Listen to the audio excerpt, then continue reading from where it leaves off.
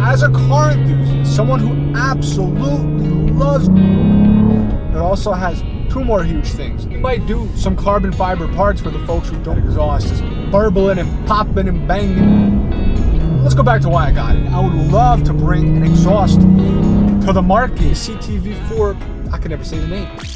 All right, we just started the video. We are in my new car. These nice red seatbelts. I don't know if it's giving it away yet. Can we see that badge right there?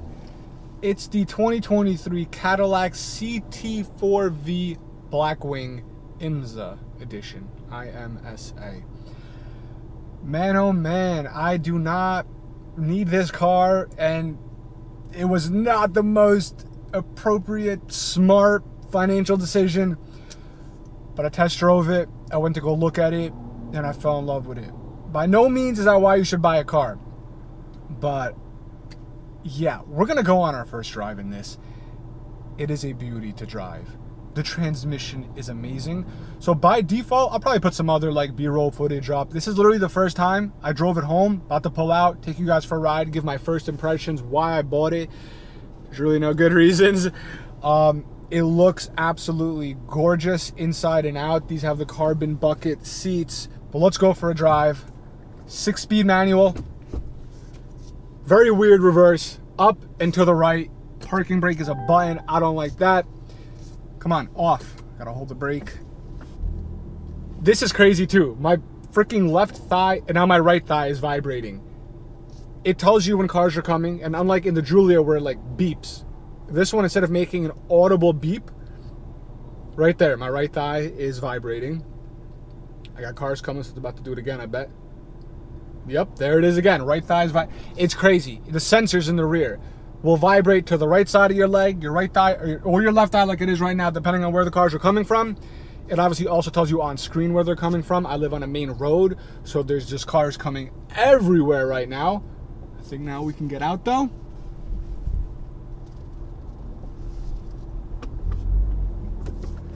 So I'm still learning all the modes and everything. I think by default it like stays in, I think we're in touring.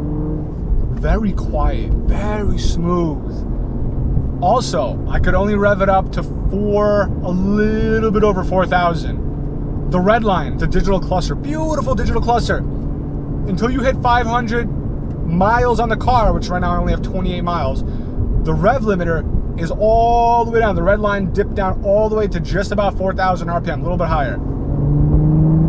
That was just like 25 to 3,000 RPM. So we can't really have fun with it, but it's got some good low-end power. So it's kind of okay. Because even down low, like right now, I'm at below 2,000. That was only up until 3. We have up until 4 if we want to. We're at 2.5. That was to 3, you know what I mean? So we could still have a little bit of fun, but we gotta wait until 500 miles. So this is just gonna be my little first impressions of it. Right now we are in, I think by default, there's so many modes, so many different ways to do this. My mode, I don't know if you're gonna be able to hear it. The exhaust sounds very good on this, but the insulation on this car is so good that you really don't hear it from inside.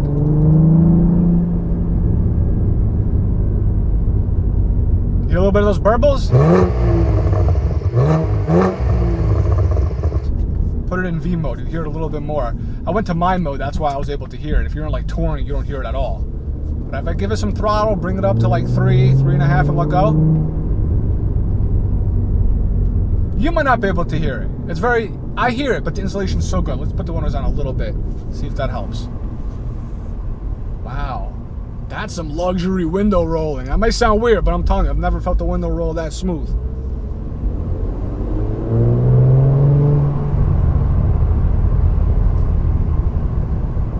It's got a lot of them, but it's very quiet.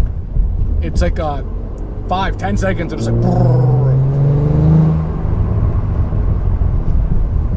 I don't know if you're gonna be able to hear them, but it has, that's one thing. I wish we could open it up a little bit more. There's not a lot of modification for this car yet, and I do want to keep the warranty. That's why, you know, I got this. Let's go back to why I got it. I didn't need it. I did want it, and I still shouldn't have bought it, but I do have a lot of cars for sale. I don't know when this video is going out. Whenever it goes out, this is the initial first drive, basically. Again, limited to how I can drive it. But I bought it because I've been living, I want to say living through hell for the past year and change. I'm not going to go in depth with it, but my health has declined tremendously. And I'm slowly starting to feel a little bit better. I have a whole playlist on that, which I will list if you care. Keep it super short. I went 4 months straight without eating solid food, and I was living off liquids, and I lost 40 pounds very quickly, and I had no clue what was going on, and I've been to so many doctors and so many people and everything, and no one was able to help me. So with that being said, you know, I kind of wanted to treat myself. And I've been looking at a few different cars, and this car was one that recently really started to grab my attention. As an enthusiast, as a car enthusiast, someone who absolutely loves driving a manual transmission, who has tried a good dual clutch, a Golf R with the DSG, and then got bored of it after a while. That's when I got the 124 Spider, because it's not all about power. This does have the power, I'll tell you that much. But I wanted a manual. I wanted something special. I've spoken in other videos that I love driver-focused mods. I love interior mods. And that is probably why I went and pulled the trigger on this IMSA edition. This is the Sebring. They have 3 versions of the IMSA edition. The Sebring, I forget the other 2. This is in Maverick Noir Frost is the color. It's like a matte black color, and it's jet black with sky cool gray accents with some red. I love this. It's at a local dealership. They also have this, I believe it's in blue and then in white exterior paint colors, and then the interior is a little bit different. But as an enthusiast, this car has everything. It's got the carbon fiber bucket seats, which are just aesthetically pleasing. The carbon in here, the shift knob, 3D printed, I think it's a stainless steel or something, but it's a 3D printed one. They notated it on their website. It's got a tremendous amount of driving modes and customization options. And when it comes to actually driving, I want to leverage the warranty on this car. Let's do a little rip real quick.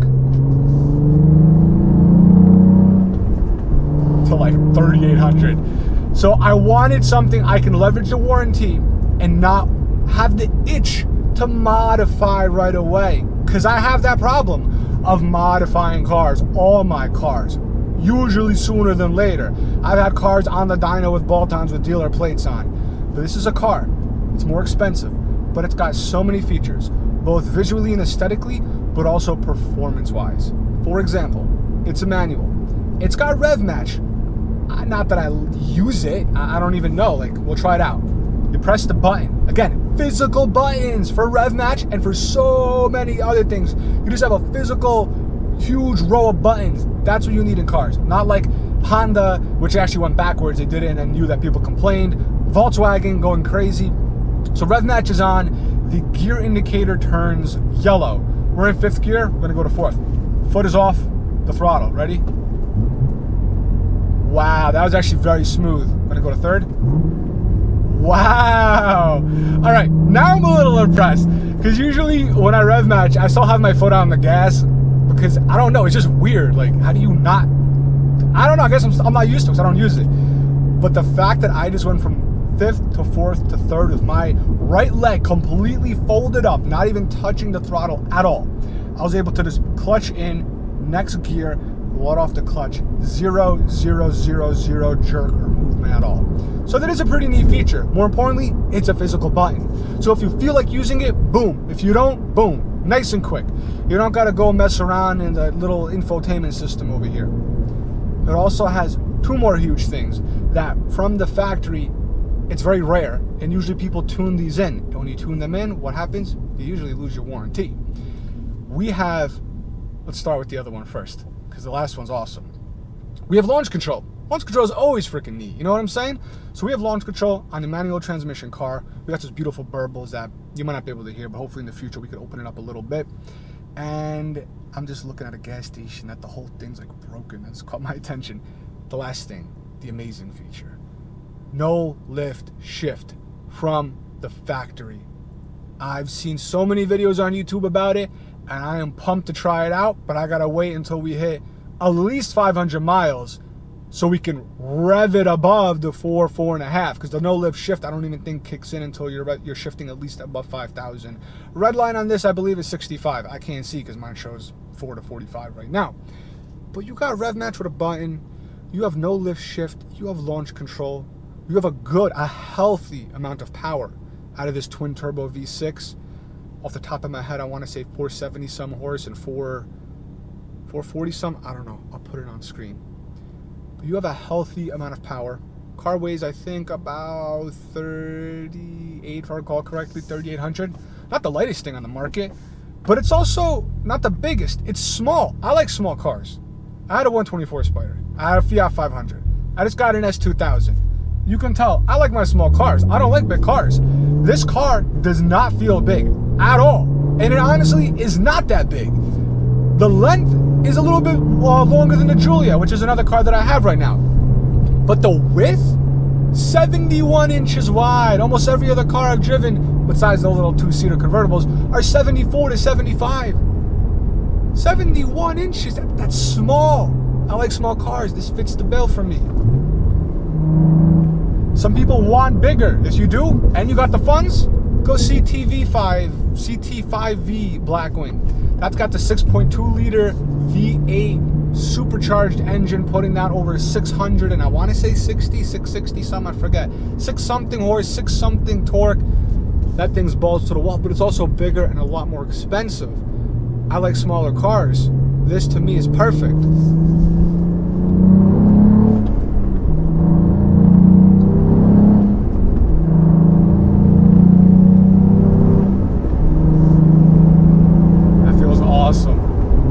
So that's about 4,000 RPM. Can't really bring it up much higher than that. Just kind of merging on. It feels awesome. It sounds awesome. We got the ventilated seats, which, woo, that literally sold it. When I first test drove this car, maybe I'll put a little clip in here. Oh man, you put the ventilated seats on? That's it, done deal, I'm getting it. I don't even have to test drive it. The best part. Ass isn't sweating, this is awesome. I literally got behind the wheel and the sales manager turned them on. I didn't even pull out of the lot yet. I'm like, yo, you just turned on the ventilated seats? Done deal. I'm getting it. I don't even gotta test drive it. Obviously I was joking. I drove it and genuinely fell in love with it because I said driving it is what's gonna make me buy it or not buy it. You could watch as many reviews as you want on a car. You could see as many photos. The car's beautiful. That's visual. You're driving it. Everyone else says it's awesome. But I'm someone who had a Corvette, a C7 Stingray Corvette, and barely drove it. I wasn't a fan of it. I also had a supercharged E92 on 3, so that might have been why. That literally just, I was like gravitated towards that. Didn't even care about the Corvette at that point. So going back to an American car, I'm someone who really just didn't have a feel for American cars. I never liked Mustangs, never liked Camaros. Never really liked Corvettes until the C7 because I was like, looks like a freaking exotic, like a half wannabe Ferrari. Caught my attention, bought it, barely drove it.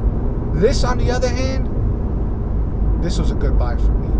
Not a good buy financially, but a good buy in the sense that I genuinely am going to enjoy it. The only problem is I really got to take care of it. The outside, this paint, this Maverick Noir Frost as they call it, it's a matte paint. So I'm going to get it PPF'd soon with a matte PPF and then gloss on the carbon bits. Oh, that exhaust is burbling and popping and banging and bubbling back there. It's not loud. Installation's awesome. I heard folks in the forums and Facebook groups say, put the seats down, you'll hear it more. So maybe we'll do that in the future. I hear it. I don't know if you can, but it adds a lot of character. And I'm excited to open it up a little bit. Oh, excuse me. Like I said, I'm not going to do anything that's going to void warranty. And my dealership already was open to, an exhaust and stuff. No tune, no downpipe, nothing that's going to void the warranty. But they understand. I'm like, yes, I could do a muffler delete because there's really no exhaust for this. Which actually brings up another point. If you're new to Driven District, we also have a website, drivendistrict.com, and we're about to have a new line of performance parts that we're doing, which are separate, that are gonna be for a variety of cars. We're doing it for the Alfa Romeo Giulia, which we just purchased recently as a business, and I got this personally for me, but this is also gonna be a car that we're gonna start producing parts for. So if you have a Cadillac, let it be a CT4, 4V, 4V Blackwing like me or whatever, and you're interested in some parts, especially the aesthetics. I believe the aesthetics are going to be crossed. You can use them on all the different variances of the CT-Vs and Blackwings and all that. We might do some carbon fiber parts for the folks who don't have the carbon fiber 1 and 2 package. And I would love to bring an exhaust to the market, especially for the Blackwing, because there really is nothing on the market right now besides a set of downpipes. But I don't want to void warranty, and my dealership said I could do an exhaust, but just not downpipes. I'm sure there's plenty of folks out there who don't care about warranty. I'm usually someone who does not care about warranty. But spending this type of money on a brand new car, no lift shift, launch control, I want to use those things and have the peace of mind that I got warranty. In the future, yeah, we'll go for more power. Put down 600-700 to the wheels. You know, right now it's only doing 4 something, not even to the wheels. Yeah, maybe, you know, if it's doing 4, maybe 4, I don't know. Anyway, I would love to bring an exhaust, like a rear catback, axle back section for me, because I want one, and hopefully to the community if other people want one. But wow, this feels great. I don't know what else to say. It's still new. I gotta get used to this heads-up display. The steering is awesome. You can customize this like crazy. Right now we're in V mode. I kind of dialed things in a little bit on how I like them, but there are so many different modes that you can either just jump into by using the drive mode selector down here, or that Ferrari-esque dial on the steering wheel.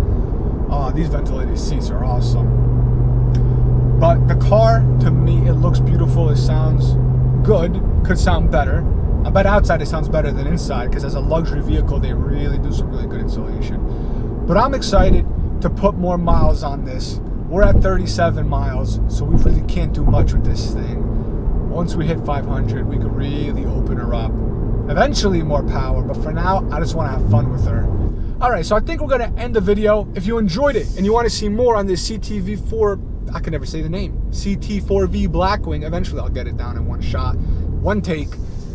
If you're interested, subscribe for more, drop a comment. Let me know what you think about this car, besides the fact that it wasn't a good, smart financial decision. Let me know what you think about it. You could also check out drivendistrict.com for some performance parts, some merch. And I'll catch you guys in the next video. Hopefully you enjoyed this. Hopefully I add some B-roll to at least put in it, or some photos you can see it. But that's it. I'll catch you guys in the next one. Thanks a lot.